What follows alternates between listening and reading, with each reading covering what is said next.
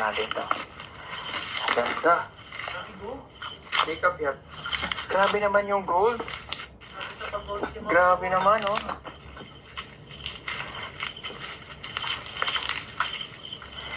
Kung may regalo ka sa aking alahas, ano yun? Rilo. Bakit relo? Para hindi mauubos yung time mo sa akin. Kilig na kilig. Tama ka dyan, Chris. Sobra. Naku po.